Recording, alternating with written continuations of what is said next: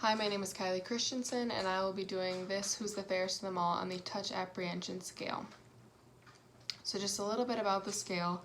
It focuses on the difference in touch behavior impacted by each individual culture and how there are large differences in the touching behavior within each given culture. And also how the individual differences have a meaningful impact on nonverbal communication. So the scale goes from a 14 to 70 range, and 30 and below is low touch orientation. 30 to 40 is no strong touch orientation amount, and 50 and above is high. So I got a 55, and that makes sense to me because in my family, it's kind of a thing that you see somebody and you give them a hug. After a long day, when you're meeting to celebrate birthdays, if you haven't seen them in a few hours, you just give them a hug. And the touch apprehension, according to the outside source that I used called Tactical Interaction Norms and Positive Workplace Touch, define touch apprehension as the extent to which an individual refrains from or initiates touch. And it mainly focused on the workplace. So I wanted to focus on, in my culture, a few examples of touch and whether they are or are not okay in each situation. So I already talked about how in my family, hugging is a very normal thing, not even really given a second thought. And then I also thought about how when you're joking around with a friend, you might give them a friendly nudge to kind of let them know that you're doing so in a caring and loving manner.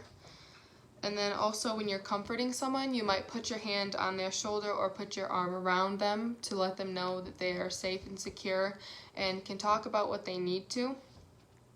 And I thought it was very important because nonverbal, I personally believe, is so much more than verbal in conversations, and so you can say so much more with it beyond the words that you're actually using.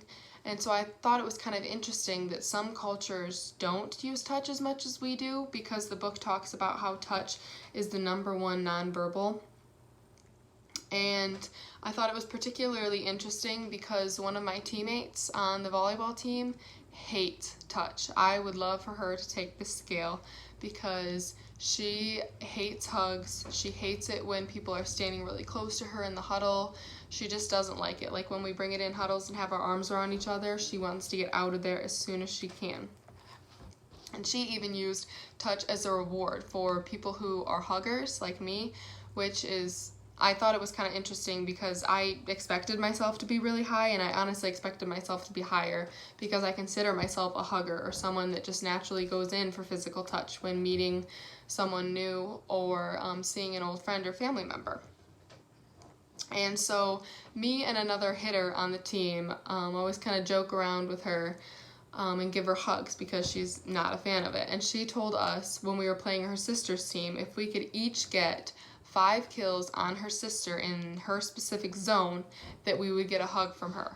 And it was just so funny to me how ridiculous we reacted to it. Like this was such a big thing because a hug from her was like more rare than gold. Like it just didn't happen. So that is my take on the touch apprehension scale and how it affects me and the different cultures.